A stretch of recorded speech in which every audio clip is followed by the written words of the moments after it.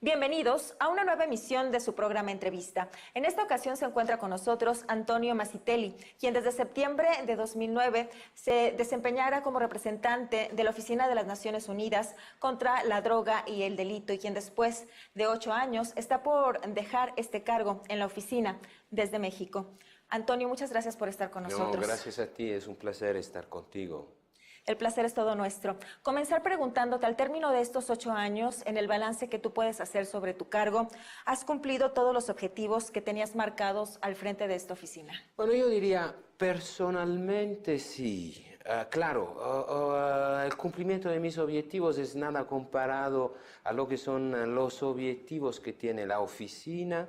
El trabajo de la oficina sigue, como también la evolución que tiene que darse a todos los procesos que se han iniciado en México en estos últimos 8 años en materia de seguridad, de justicia, de política de droga, de lucha a la corrupción, una mejor lucha para la transparencia, fortalecimiento del Estado de Derecho y de los principios democráticos. Entonces, el mío es un balance claramente positivo, pero claramente dejo a mi sucesor mucho trabajo adelante.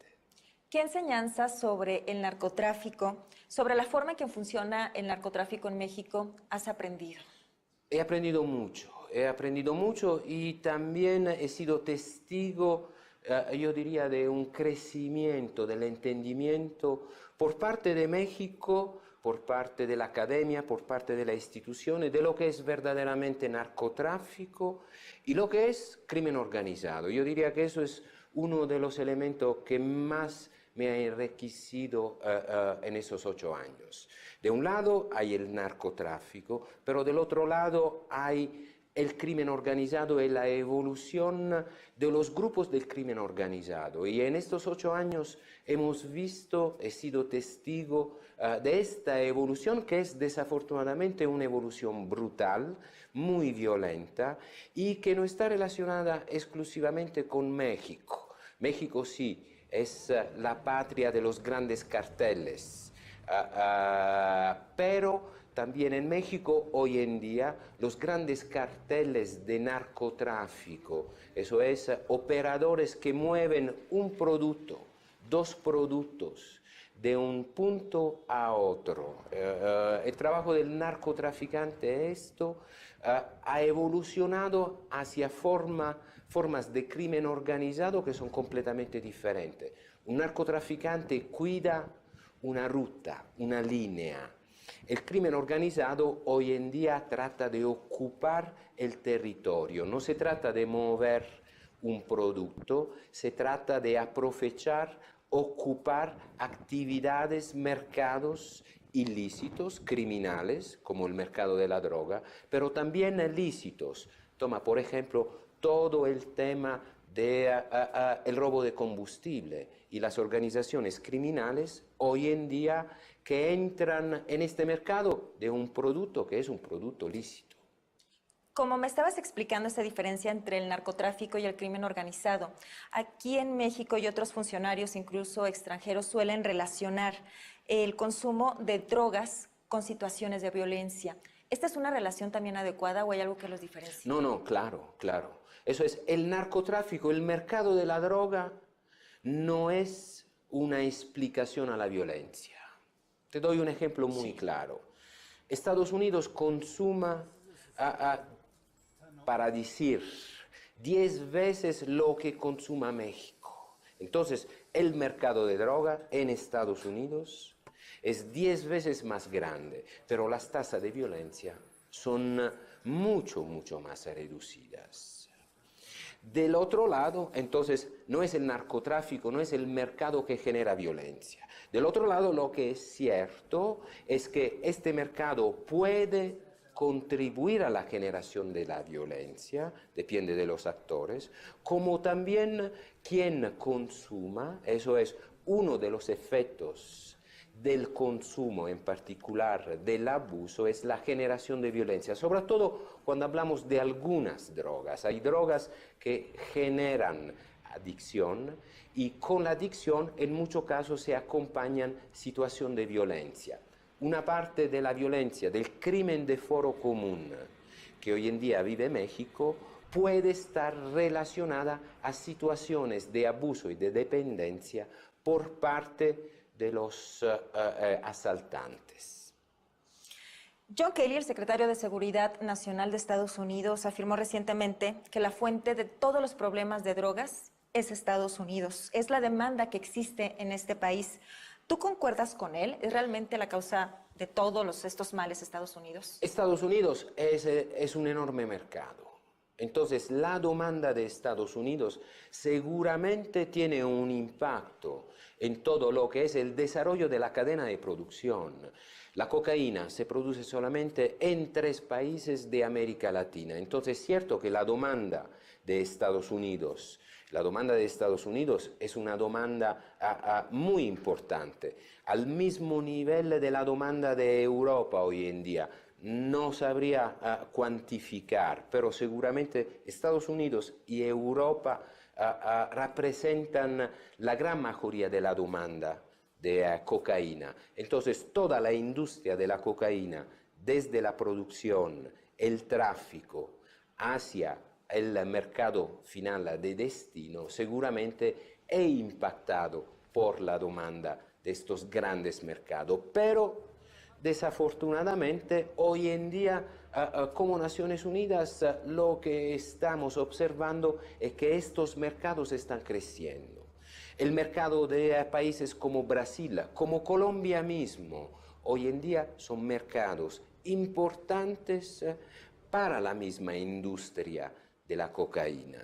Parte de la violencia que hoy en día se vive en México no está relacionada tanto al tráfico, cuanto al control de la plaza. Los últimos datos de la encuesta epidemiológica sobre el consumo de droga en México indican que México está empezando a desarrollar sus propios mercados internos. Y en ese sentido, las organizaciones criminales utilizan la violencia para controlar este mercado. Estados Unidos, los grandes mercados, como siempre, claramente actúan de líderes, tanto con una fuerte demanda como con la reducción de la demanda. Una caída de la demanda de cocaína en Estados Unidos ha sido el generador de la puña entre los grandes carteles aquí en México en la mitad de los años 2000.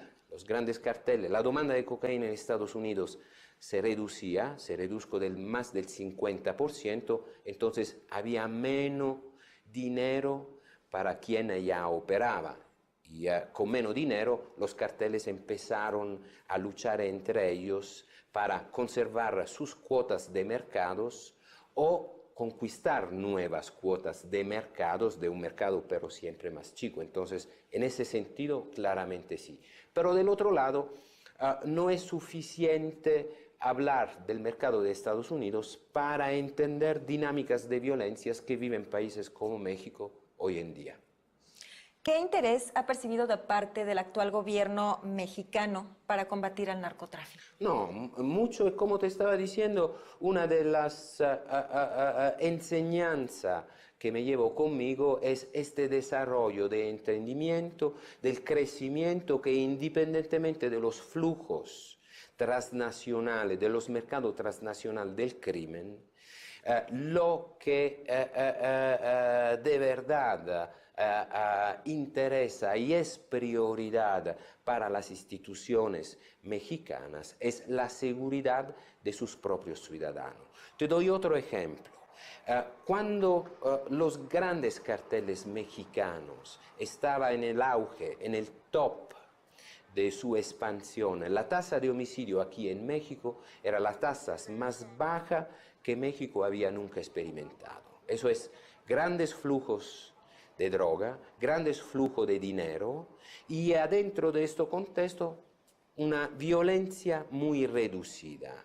Hoy en día estamos observando otras dinámicas y esto lleva justamente a las autoridades a enfocarse no tanto o no solamente en el mercado transnacional, sino y siempre más en las causas estructurales de la violencia.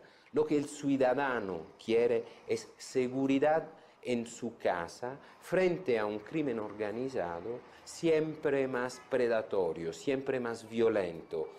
Todo el tema de la infiltración del crimen organizado en los municipios, el tema de la extorsión, el tema de los otros mercados criminales. También porque los actores de hoy no son los actores del pasado, no son narcotraficantes, son operadores del crimen organizado que quieren sacar un provecho de todos los mercados existentes. Hablando de estos nuevos actores, ha surgido en México unos conocidos como estos grupos de autodefensa que han estado enfrentando pues al crimen organizado en manos propias. ¿Cómo ves este fenómeno de estos grupos de autodefensa que son armados y que buscan defender? Bueno, lo veo con preocupación de un lado, porque la existencia de los grupos de autodefensa o de manera mucho más común los linchamientos. Hoy en día vivimos, sobre todo alrededor de la Ciudad de México, en el Estado de México, este fenómeno de los, ¿cómo los llaman? Justicieros. Bueno, a veces me parece que estamos entrando adentro de una dinámica como del mundo de Marvel, de los superhéroes. Pero si de un lado esto es casi romántico, del otro lado la pregunta es, ¿en dónde está el Estado? ¿En dónde está el Estado de Derecho, las instituciones? ¿Podemos aceptar que el individuo o los grupos tome la ley en sus propias manos? Creo que todos esos fenómenos, la autodefensa, como también los justicieros, que a veces la prensa, desafortunadamente, el mismo nombre, justicieros, le da una connotación positiva, nos proyecta una imagen equivocada de cómo debería ser la sociedad. El crimen hay que perseguirlo no con las pistolas, sino con las leyes. Y hay que perseguirlo en las aulas de tribunales. Esto es el Estado democrático, fundamentado en el respeto de las leyes, fundamentado en la administración de la justicia. Entonces, seguramente todos estos fenómenos son fenómenos que de un lado nos muestran el trabajo que hay que hacer, del otro lado nos muestran la urgencia de atender el tema de la justicia y de la seguridad. Antonio, tú viviste y trabajaste en Colombia y conociste de cerca uno de los orígenes más importantes de este negocio del narcotráfico. ¿Por qué llegamos a este punto en donde el narcotráfico se ha convertido en uno de los mayores negocios del mundo? Tengo un dato en donde estimaciones hechas por la ONU indican que las ventas minoristas de drogas generan una derrama económica cercana a los 320 millones de dólares anuales. Bueno, ¿por qué? Porque las drogas generan adicciones, porque las drogas generan efectos a comienzo placenteros en lo que es la psique humana, y porque claramente alrededor del consumo de droga se ha desarrollado toda una industria para producir estos bienes. Pero estas son las drogas ilegales, hay las drogas legales que tienen industrias parecidas y que generan enormes cantidades de dinero. ¿Por qué las llamamos drogas? Las llamamos drogas porque producen un efecto psicológico, psicoactivo en el ser humano, pero sobre todo, y esto es lo que a nosotros nos preocupa, generan dependencia. Tanto las drogas legales como las drogas ilegales. Y tanto los operadores de los mercados de las drogas legales como los del mercado ilegal, lo que buscan es el consumidor habitual, eso es, la persona que se queda enganchada al consumo de droga. ¿Qué papel juegan los consumidores de estas drogas ilícitas? En muchos casos se ven como criminales por consumir las drogas. No, no, no, no. Esta no es la postura de Naciones Unidas. Lo que pero hay que decir a todos los consumidores de drogas ilegales, como también de drogas legales compradas a través del contrabando, que es un mercado también enorme, es que con sus compras están contribuyendo a la inseguridad. Esto por cierto, eso es quien consuma cocaína, quien consuma una droga ilícita, aún sin quererlo, está contribuyendo al aumento de la inseguridad en el país, porque está alimentando un mercado, que es un mercado ilícito. Del otro lado, el consumo absolutamente. Quien consuma no es un criminal, es un consumidor. Es un consumidor que puede ser un consumidor saltuario, que no tiene ningún tipo de problema, o es un consumidor que está tomando riesgos sobre su futuro y su salud. Y esto es lo que nosotros tratamos de enfocarnos más. Las drogas generan adicción.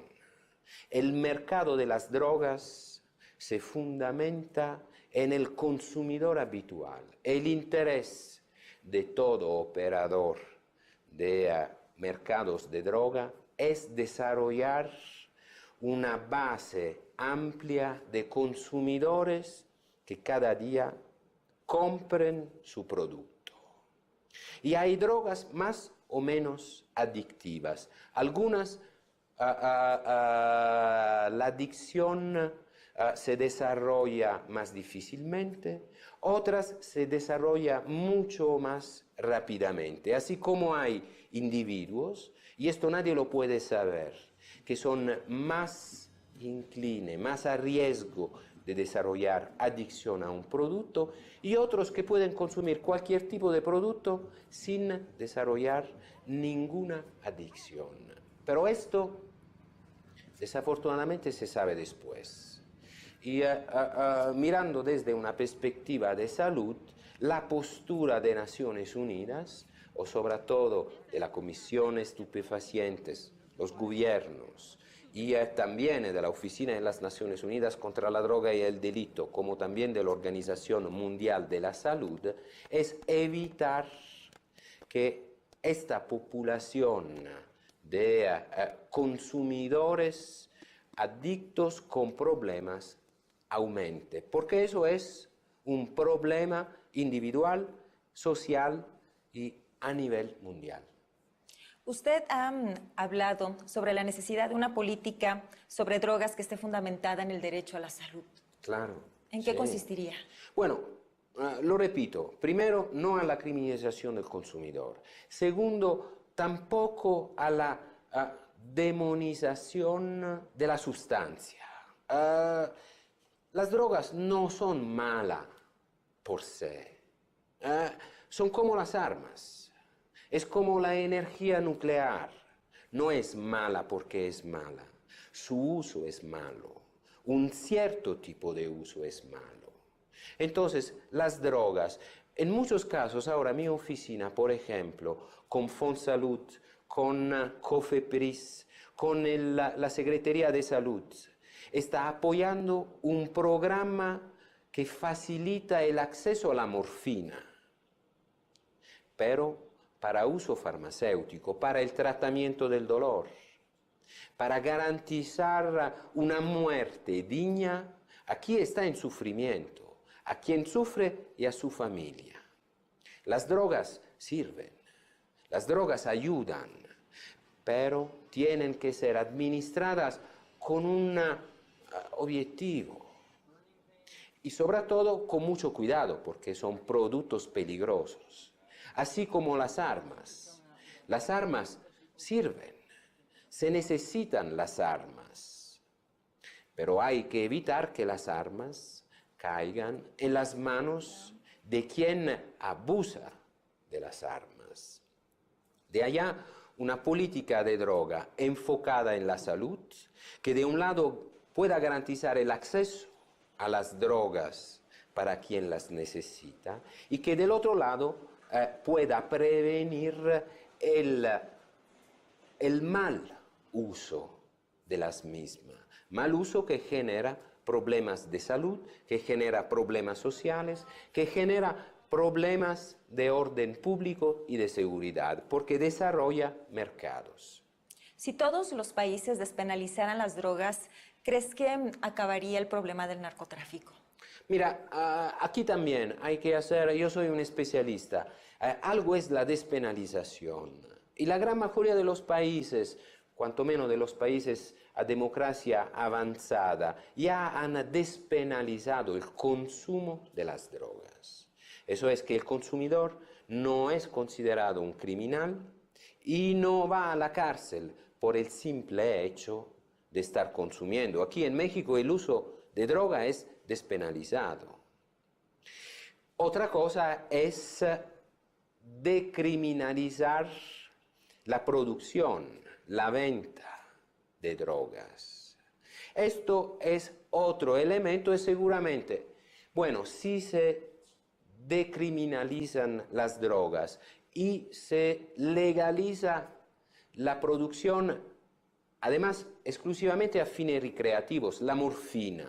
La morfina se produce ilícitamente, se comercia ilícitamente. Nosotros estamos ayudando para que quien la necesita la pueda comprar en la farmacia. Entonces, ya la gran mayoría de estas drogas están legales y su uso está regulamentado. Algunas drogas son ilegales, su uso no es regulamentado, también porque no tiene uso farmacéutico. Bueno, el debate es si legalizar la producción, la venta de drogas para usos recreativos, eso es para que la gente se divierta. Y allá yo creo que, bueno, hay que considerar lo que son los pro, lo que son los contra, teniendo pero sobre todo en cuenta el derecho a la salud de los ciudadanos y sobre todo los riesgos para los jóvenes, para toda una población que quizá ya está desfavorecidas y con el acceso a estos productos podría ser aún más desfavorecidas. La prevención a las drogas ilícitas que se ha manejado, ¿para ti es una estrategia eficiente? Claro, la prevención es una estrategia. Después, ¿qué quiere decir eficiencia?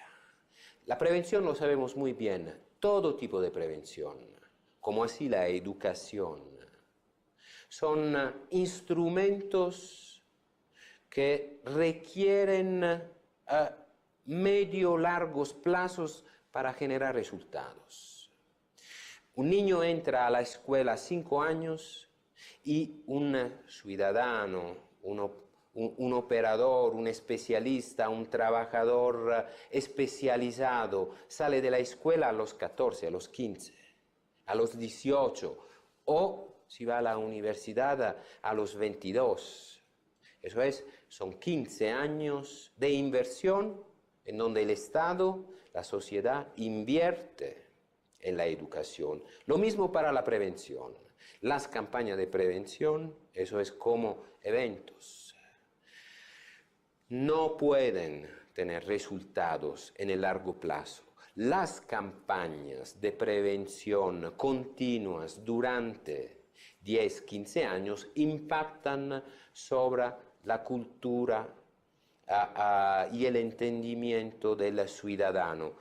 Mira, por ejemplo, lo que se está haciendo y lo que se ha hecho en todo el mundo desarrollado con respecto a las drogas legales y al tabaco.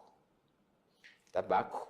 Hay campañas de prevenciones continuas, información continua, que claramente logra a largo plazo, tomamos Estados Unidos, reducir la demanda o los nuevos consumidores. Pero es una estrategia de largo plazo que requiere inversiones a largo plazo, que requiere continuidad. Antonio, has tenido una amplia visión del panorama actual.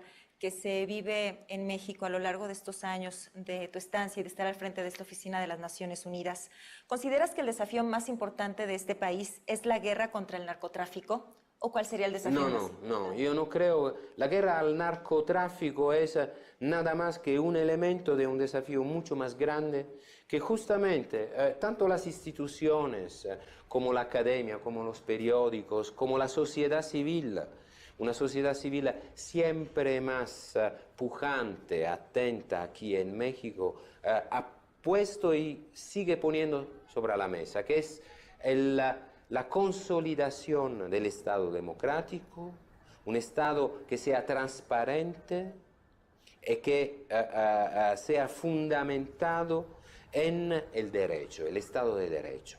Eso creo que es el gran desafío, eso es hacer de manera que México sea un Estado en donde las leyes regulan de verdad el comportamiento y la interacción entre los ciudadanos, entre las instituciones federales, estatales, municipales y los ciudadanos y los empresarios, adentro de marcos de transparencia, en donde de verdad la ley mande. Y no mi relación es contigo o el amigo, no, es esto. Y creo que eso es el gran desafío. Y tengo que decir que a lo largo de estos 8 años yo he visto desde el exterior muchos cambios, que en muchísimos casos los mexicanos no ven, probablemente porque yo puedo mirar del exterior, el mexicano está adentro de estos cambios. Y claro, el movimiento, si tú estás en movimiento, no los ves o lo ves de manera diferente. Pero la sociedad mexicana, las instituciones, la academia, la sociedad civil ha avanzado mucho. Y es un proceso, yo creo, y soy optimista, que no se puede detener. Claro, me habría encantado, como creo a muchísimo, que la velocidad de este cambio hubiera sido más alta. Pero lo importante es seguir adelante y no pararse o ir para atrás. Antonio, te agradezco esta visión que has compartido con nosotros de este tiempo que has tenido viviendo en México al frente de la Oficina de las Naciones Unidas contra la Droga y el Delito. Gracias a ti. Y a ustedes, amigos, gracias por su compañía. Nos vemos en la próxima entrevista.